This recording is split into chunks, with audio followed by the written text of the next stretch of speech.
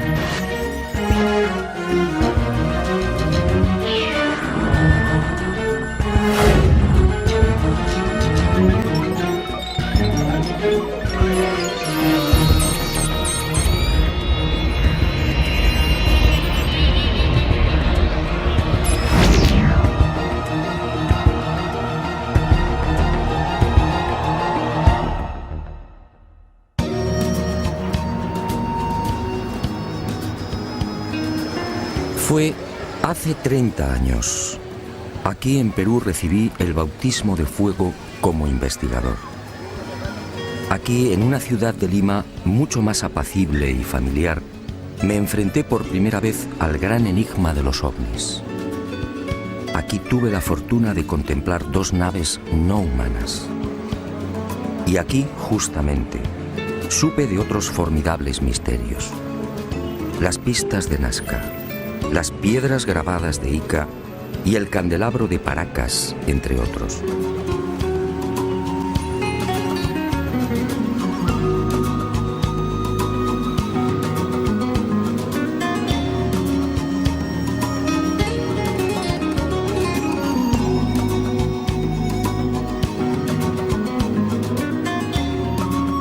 Sí, es mucho lo que le debo al Perú.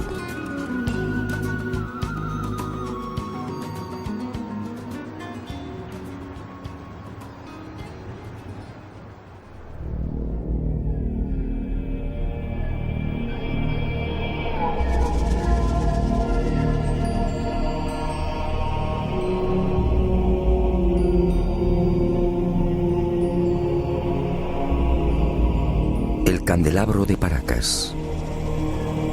Hace 30 años nadie supo darme razón del porqué de este gran tridente. Hoy la situación es la misma. Nadie sabe. Sus medidas son espectaculares. Longitud máxima 183 metros. Anchura de los brazos 3.2 metros. Profundidad de los surcos entre 1 y 1.2 metros. Y en la base un rectángulo de 20 por 14 metros.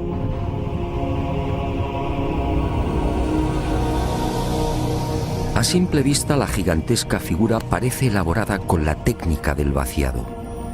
Alguien extrajo la arena y procedió a un férreo prensado de las paredes. Misteriosamente los fuertes vientos de la zona no han logrado borrarla. Y al excavar en los surcos surge una nueva sorpresa. A 10 o 15 centímetros, dependiendo del lugar, aparece una costra blanco-amarillenta de naturaleza cristalina, muy común en esta península. La deducción es inevitable. Hace cientos, quizá miles de años, la imagen del candelabro tuvo que ser distinta. En el pasado, esa blanca y pulida sedimentación lo haría brillar como un candelabro de plata. ¿Quién lo diseñó? No hay forma de datarlo. No existen referencias históricas. Nadie sabe cuál fue su finalidad. Para algunos se trata de un símbolo religioso. ¿Quizá el árbol de la vida? Para otros representa una constelación. ¿Quizá la cruz del sur? Hay quien asegura que estaríamos ante un signo ritual vinculado a sacrificios humanos. Sacrificios que tenían lugar en Isla Blanca y en el archipiélago de las Chincha, muy próximas al tridente. De hecho, el eje principal del candelabro aparece alineado con la primera de estas islas. Unas islas en las que han sido encontradas las momias de jóvenes mujeres decapitadas.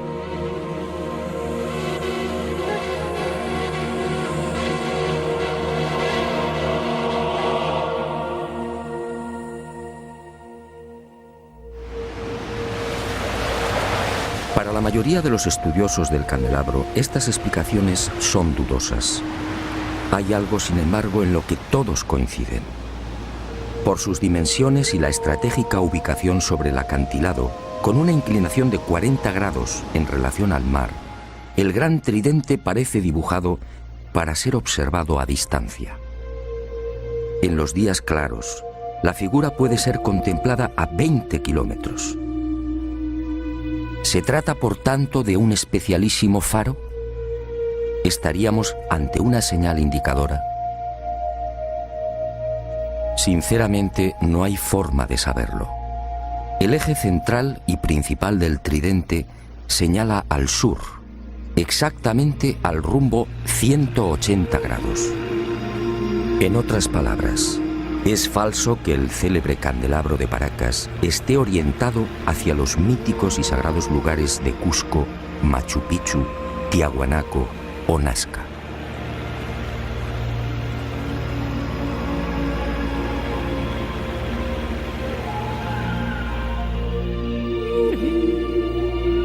¿Una señal indicadora? Es muy probable. Una señal para los navegantes y sobre todo para los que surcaban los cielos. Pero ¿quién tenía la capacidad de volar hace cientos o miles de años?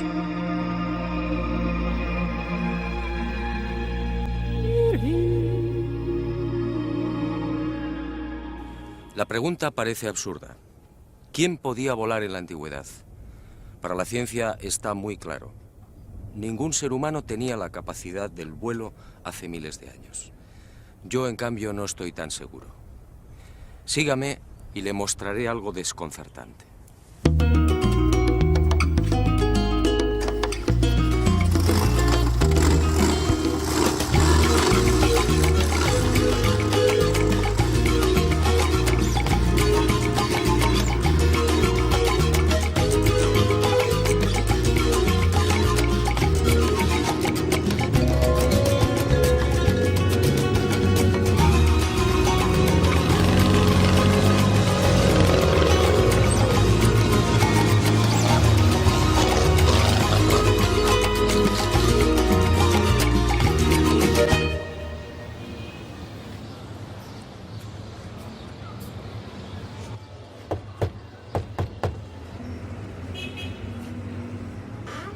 Se han cumplido 30 años desde que crucé el umbral de esta puerta por primera vez.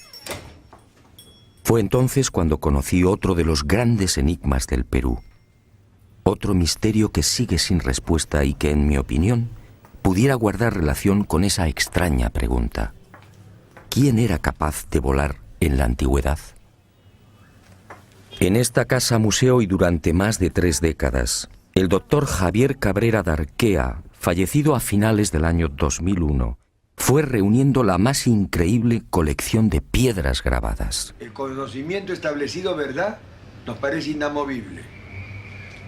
Pero la ciencia ha caminado moviendo ese conocimiento y permutándolo por verdades que sí son ciertas. Ahora,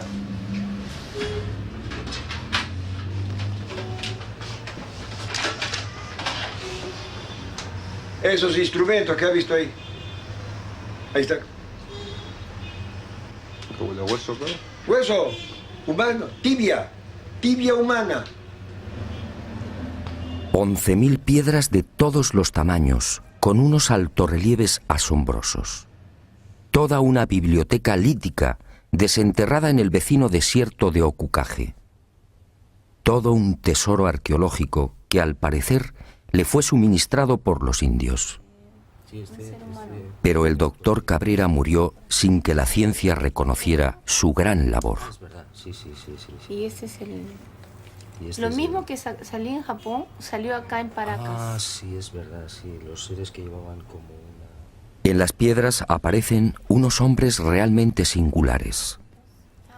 Son representados con grandes cráneos y con manos de 4 dedos, siempre sin pulgares. ¿Quiénes son estos seres?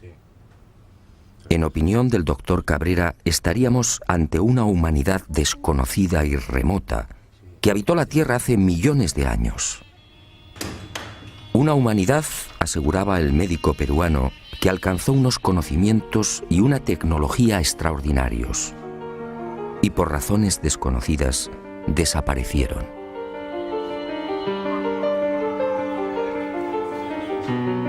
Pero antes de extinguirse, esta supuesta humanidad dejó un legado.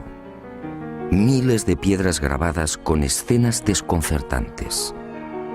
Según Cabrera, se trataría de una síntesis de su historia y de su sabiduría.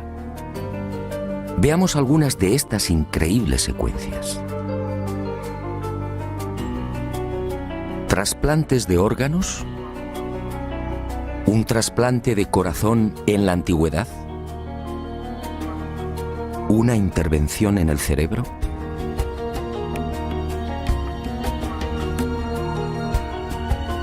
¿Transfusiones de sangre? ¿Cesáreas hace millones de años?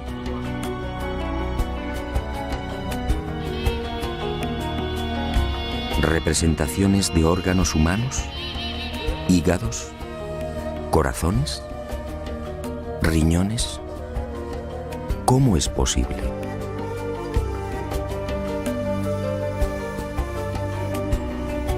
¿Continentes hoy desaparecidos?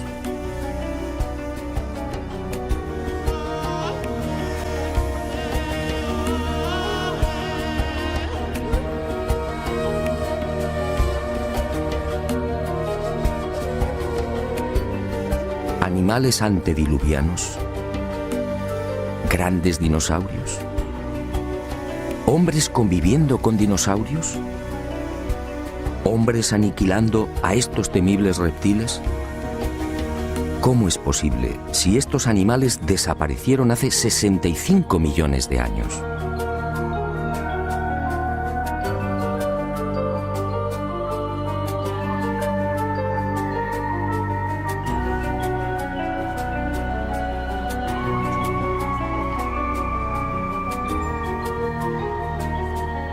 ¿Canguros en América?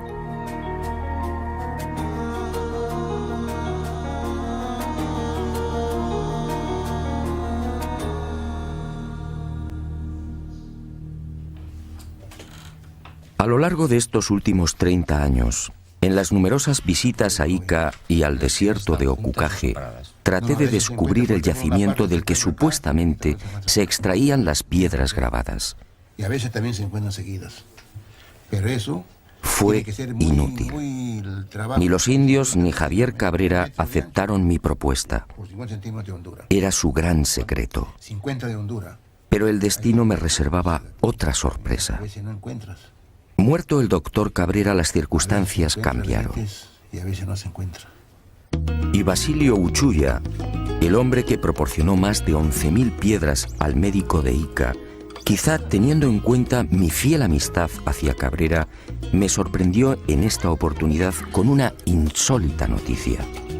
Si lo deseaba, podía acompañarle hasta uno de los yacimientos. No podía creerlo. ¿Penetrar en el desierto y extraer las célebres piedras grabadas? Una operación así podía despejar de una vez por todas el espinoso y polémico asunto de la autenticidad de la biblioteca lítica.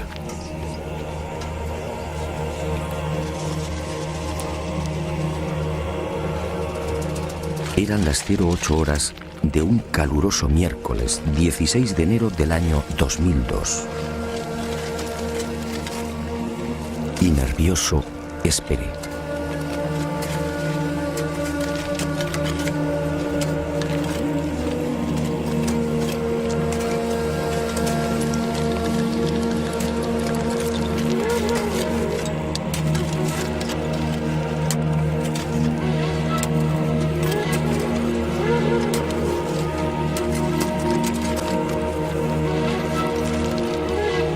45 minutos más tarde, el corazón me dio un vuelco. Uno de los indios, Omar, detuvo la pala y señaló una piedra todavía semienterrada. Y observamos que el terreno está perfectamente apelmazado. Por tanto, es muy difícil que aquí haya habido algún tipo de manipulación previa. De momento, terreno completamente intacto, apelmazado. No podía sin creerlo. posibilidad de manipulación. Ya cede.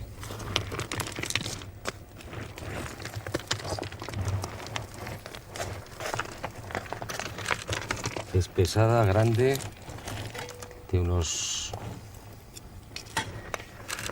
30 centímetros y probablemente de unos 5 kilos de peso por lo menos. Y le corta la cabeza Al dinosaurio. al dinosaurio. El dinosaurio con la respiración pone la mano en el pecho y la otra la pone abajo. Eso es su pierna de él. Su otra mano que el indio corre a matarlo. Su plumaje. Y a este primer hallazgo le siguieron otros. Los indios descubrieron nuevas piedras grabadas a razón de una cada 10 minutos. Es la tercera Todas piedra ellas, que en encontramos apariencia, en habían sido aproximadamente sepultadas mucho tiempo 40 antes. minutos. La ha encontrado Omar, ¿no? Sí. Omar. Sí.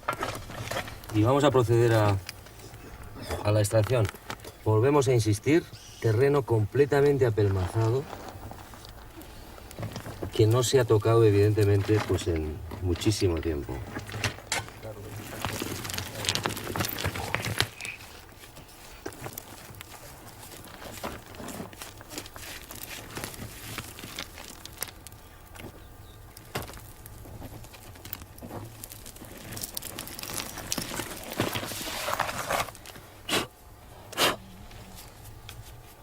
Y se bota.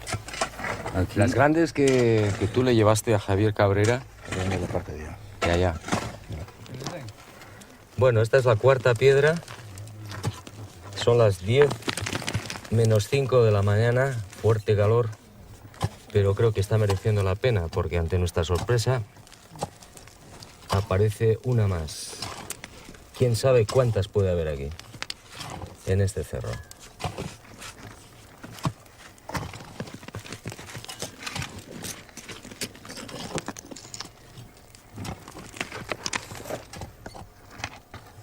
Hoy, 16 de enero del año 2002, a las 10 de la mañana, en pleno desierto de Ocucaje, Basilio Uchuya ha accedido a llevar por primera vez a un equipo de televisión hasta uno de los yacimientos de las célebres piedras grabadas de Ica. Y nos hemos llevado la gran sorpresa. En 40 minutos han conseguido extraer 4 de estas misteriosas piedras. Este, sin duda, es un momento histórico. Aquella experiencia, sinceramente, me dejó perplejo No el tiempo, pero que no es de ahora.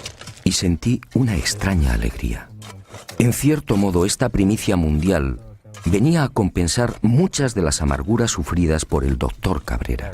Ahí sí puede ser. Basilio, Y brindé ¿por qué? por él y por la valentía y coraje que demostró en vida. Pero este importante hallazgo solo era el principio de una nueva investigación. Ahora debía someter estas piedras a toda una batería de minuciosos análisis. ¿Se trataba de grabados antiguos? ¿Estábamos ante una humanidad perdida y remota? Y el enigma de Ica se oscureció mucho más. ¿Quién podía volar en la antigüedad?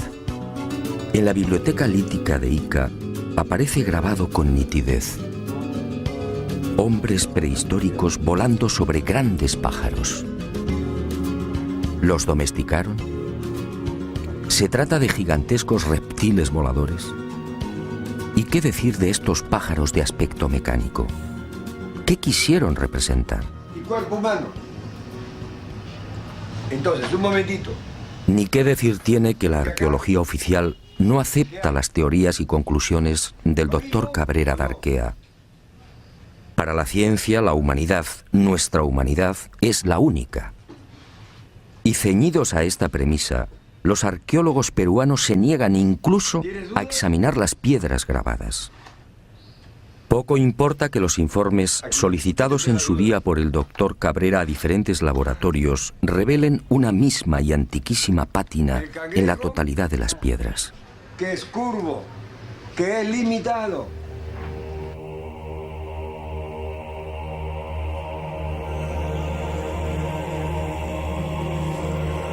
Como tampoco importa que algunas de estas piedras grabadas fueran halladas en el fondo de tumbas precolombinas. Este fue el caso del rector de la Universidad de Ingeniería de Lima, Santiago Agurto, quien en 1961 descubrió 4 de estas piedras en otras tantas tumbas al sur de Ica. Tumbas cuya antigüedad fue estimada en 2.300 años.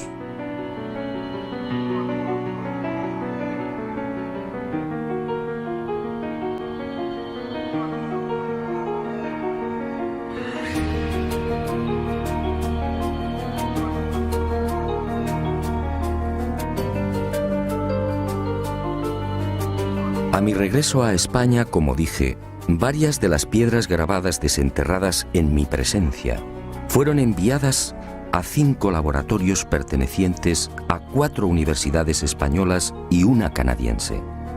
Aunque los estudios no han concluido, los primeros análisis arrojaron el siguiente resultado. En algunas de las piedras, las zonas grabadas presentan una oscura pátina, consecuencia muy probablemente de un largo proceso de oxidación natural. En palabras sencillas, esos grabados no son recientes. Pero otros estudios en otras piedras han puesto de manifiesto que las incisiones presentan una clara factura moderna. Los grabados habrían sido ejecutados con medios mecánicos motorizados. En suma, según estos análisis, y por ahora, algunas de las piedras extraídas del cerro serían recientes y otras antiguas. El enigma, por tanto, sigue en pie.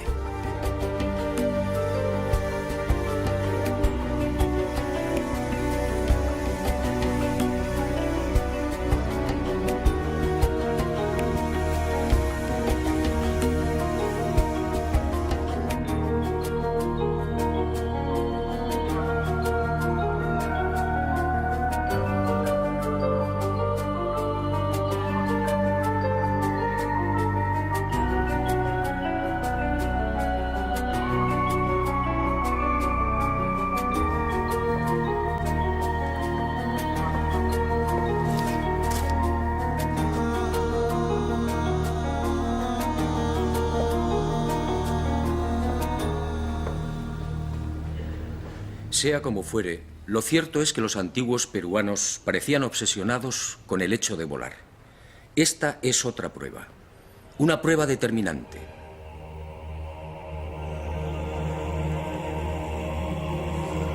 Huaco perteneciente a la cultura mochica, según los expertos fabricado hace 2000 años. Un hombre con alas. Unas alas claras y nítidas, sujetas al pecho con sendas correas. Para los arqueólogos se trataría de una especie de mensajero. Y me pregunto, ¿un mensajero con alas provistas del correspondiente arnés? ¿No es más lógico pensar en la representación de un hombre que podía volar?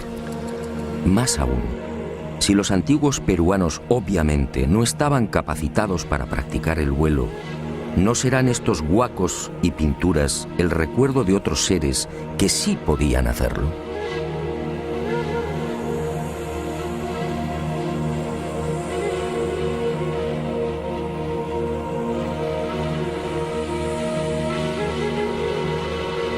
Dioses que sobrevolaron el Perú y que marcaron para siempre la memoria de los primitivos pobladores.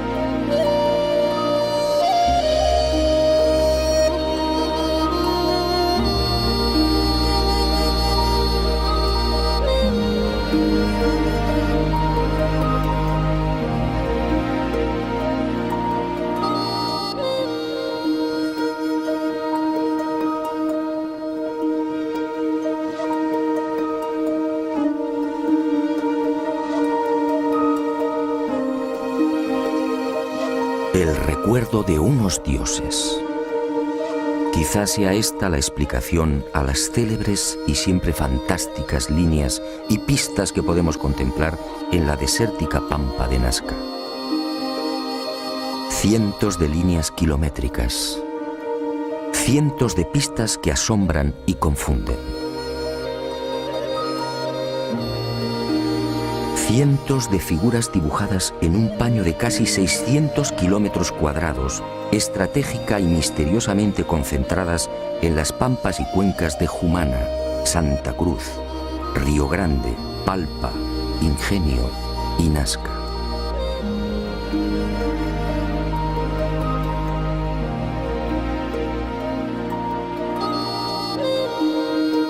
Una formidable obra desarrollada quizá como homenaje, quién sabe si como reclamo, a esas criaturas que hace cientos o miles de años surcaron los cielos del Perú. Los hombres alados, dioses capaces de volar, seres superiores gobernando extrañas y luminosas máquinas, dioses que prometieron volver. Y los hombres ansiosos plasmaron sus deseos en la tierra, dibujando grandes figuras, unas figuras solo visibles desde el aire, unas figuras mitad oración, mitad grito.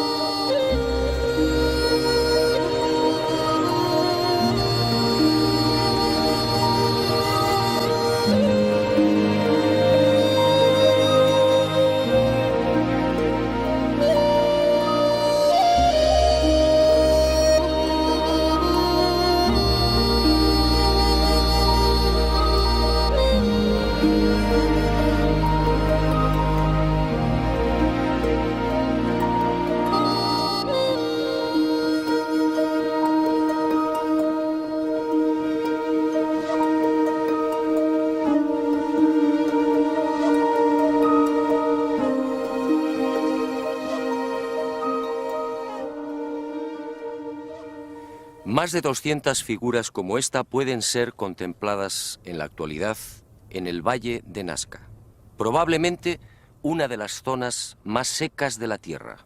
Aquí no llueve nunca, o casi nunca.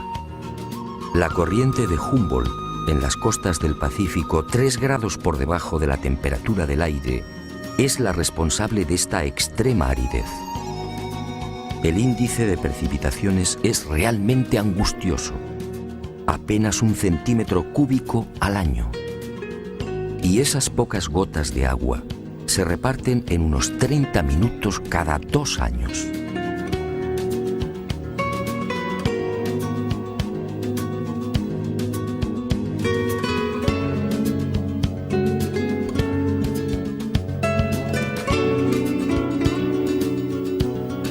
Esta circunstancia ha permitido, en definitiva, que las líneas, pistas y figuras de Nazca se conserven casi intactas a lo largo de los siglos.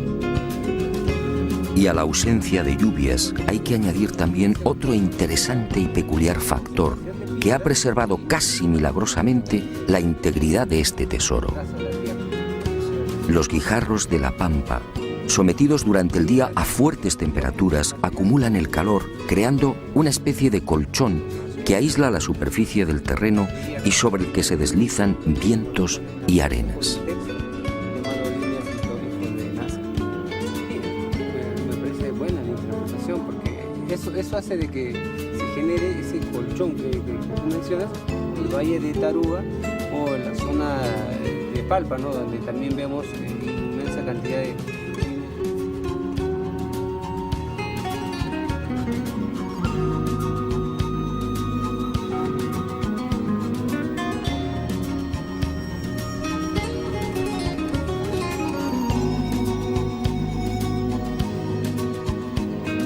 Amparados en estos dos importantes hechos, los creadores de las figuras hipistas solo tuvieron que proceder al barrido de la pampa para formar los dibujos. Al rayar la rojiza superficie del desierto, rico en hierro, aparece de inmediato una blanca capa de sílice, y el contraste de colores da vida a los formidables geoglifos. Los últimos estudios de datación, en especial los llevados a cabo por Percy Clarkson y Harry Hurton de las universidades de Winnipeg, en Canadá, y Nueva York, respectivamente, fijan la antigüedad de estos geoglifos en unos 500 años antes de Cristo.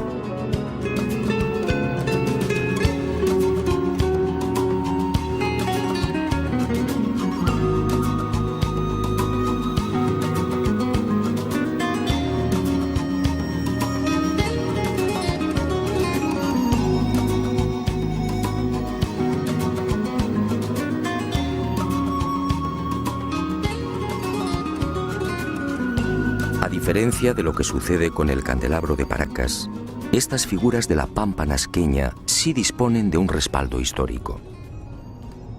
Cieza de León, que acompañó a Pizarro por el Perú a finales de 1537, fue testigo de excepción de estos signos. Así los califica. Signos en algunas partes del desierto que circunda Nazca. Y añade en sus crónicas que dichos signos eran tomados como caminos a seguir por las comunidades indias.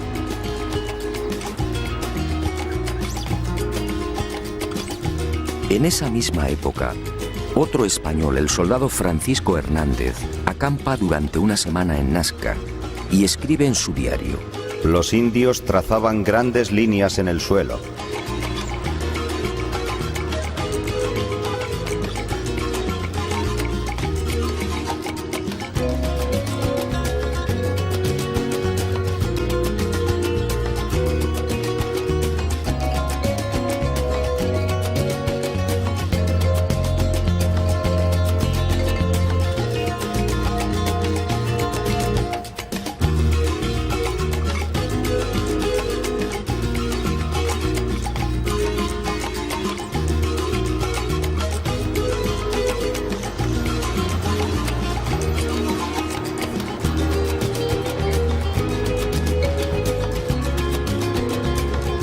Años después, en 1586, el corregidor Luis de Monzón se dirige al virrey Toledo y le relata la siguiente historia.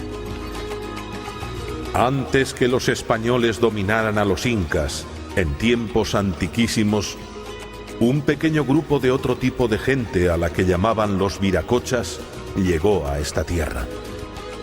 Y obedeciéndoles, los indios los siguieron e hicieron caminos que hasta ahora se pueden ver, largos como una calle, a cuyos lados construyeron muros bajos. ¿Los viracochas? ¿Quiénes eran? Cuando consulté a los indios, todos coincidieron. Señalaron al cielo y exclamaron: dioses, dioses que volaban, dioses que llegaron de Tiahuanaco y trajeron el arte y la agricultura, dioses que enseñaron cómo dibujar las líneas y figuras.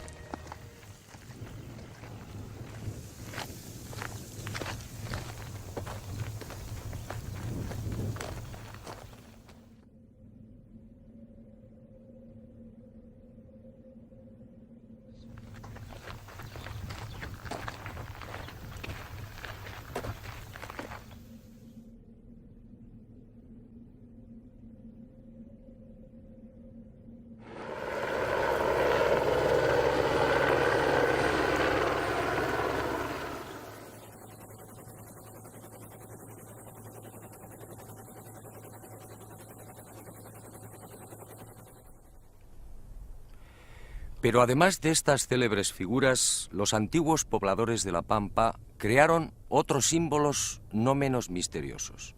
Unos dibujos que voy a ofrecerle en primicia. Sígame y juzgue por sí mismo.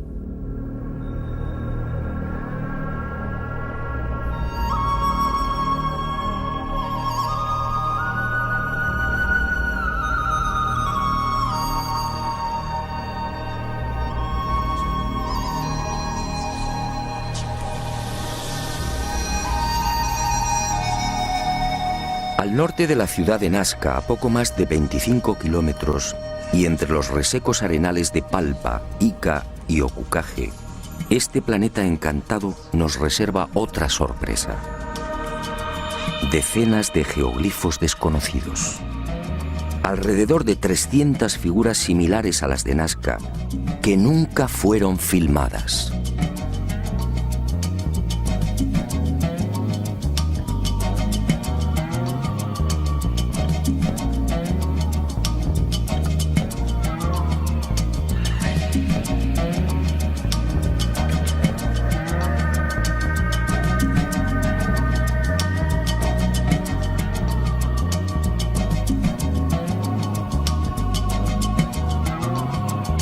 La huella de la serpiente. Más de 10.000 orificios de 1 metro de profundidad y 90 centímetros de diámetro que trepan por laderas y cerros. Nadie sabe qué significan.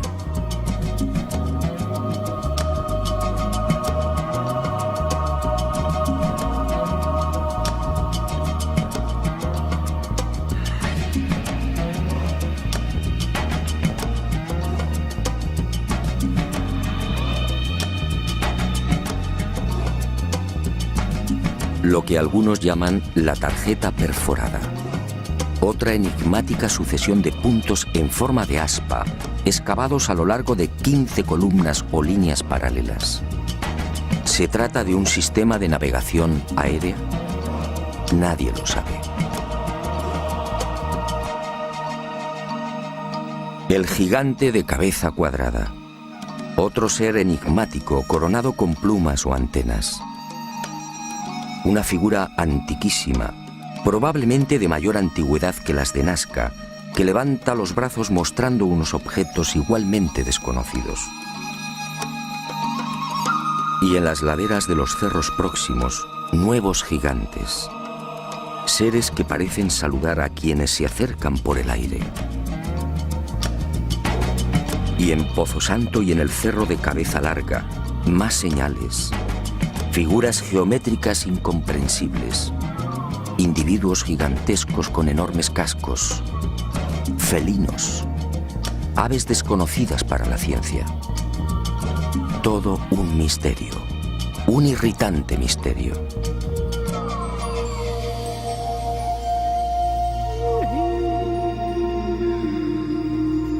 Y al igual que en el Valle del Ingenio, más líneas y pistas, cientos. Pistas de hasta 14 kilómetros.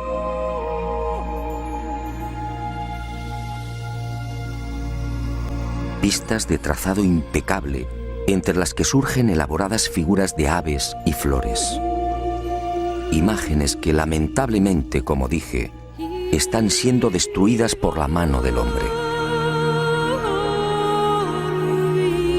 Y en el calcinado arenal de Ica, otro desafío. Esta figura fue descubierta en 1984 por los pilotos de Aerocóndor en la Hacienda San Javier. Desde entonces recibe el nombre de la Estrella de San Javier. Mide 64 metros de diámetro y constituye sin duda el más arduo de los jeroglíficos. ¿Qué significa la Gran Cruz central? ¿Cómo debemos interpretar los 200 orificios y las decenas de líneas que unen los círculos? ¿Estamos ante un mensaje matemático?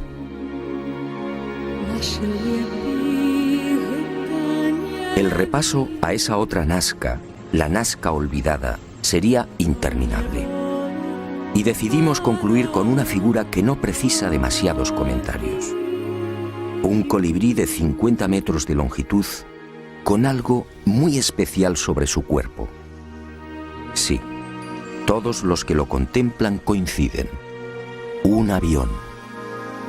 Un avión dibujado sobre el cuerpo de un colibrí.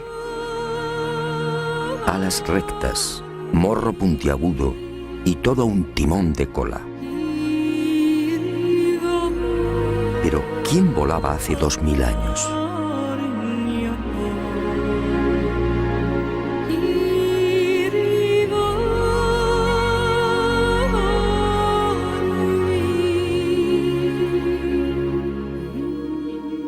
El enigma de Nazca ha cumplido 75 años. En 1927, el antropólogo Toribio Mejía era el primero en enfrentarse a este gigantesco y misterioso tablero.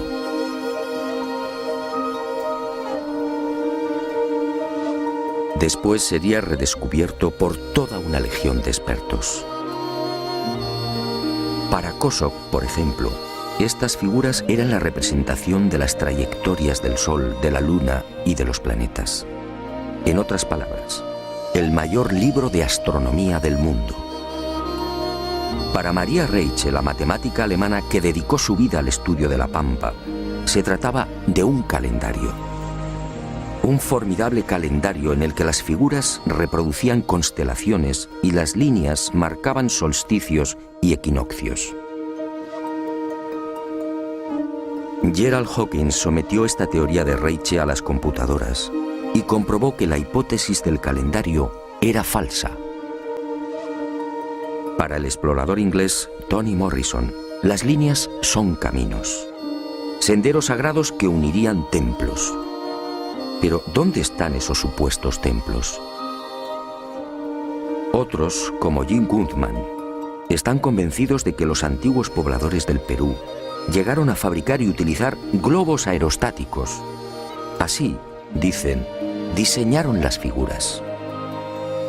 Dobkin de Ríos y Cárdenas van más allá y apuntan una explicación tan poco convincente como las anteriores. Según estos científicos, las figuras de Nazca no serían otra cosa que el resultado de la ingestión de alucinógenos por parte de los indios.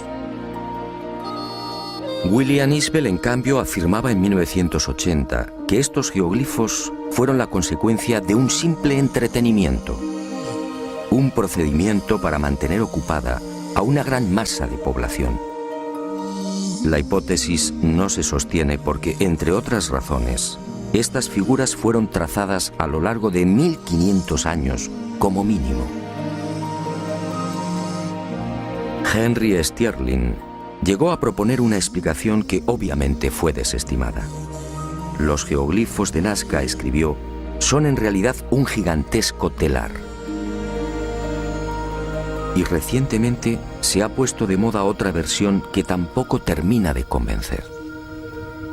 Según el hidrólogo Stephen Mabey y el arqueólogo Donald Prulls, estos cientos de imágenes serían simples marcadores de aguas subterráneas.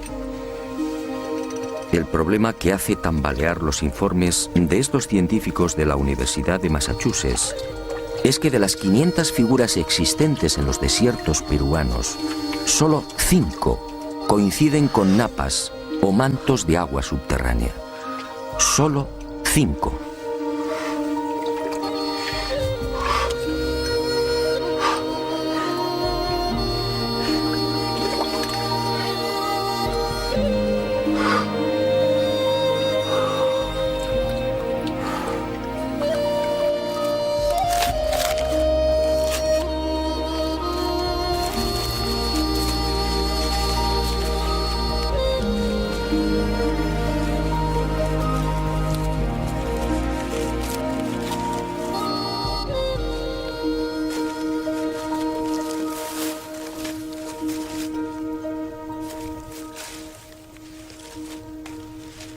Es evidente que ninguno de estos investigadores y científicos se interesó jamás por la opinión de los indígenas. Yo sí lo he hecho. Y esta es mi conclusión. La tradición peruana dice: hace mucho tiempo, sobre esta pampa descendieron unos seres que podían volar. Fueron los viracochas, los dioses llegados del este. Unos hombres buenos que trajeron la paz, la concordia y el progreso. Y fueron esos dioses quienes dibujaron las primeras líneas y figuras. Después, nosotros, los hijos de los viracochas, seguimos su ejemplo y aprendimos a dibujar en la arena. Ellos lo verán algún día y regresarán, y regresarán, y regresarán, y regresarán, y regresarán, y regresarán, y regresarán.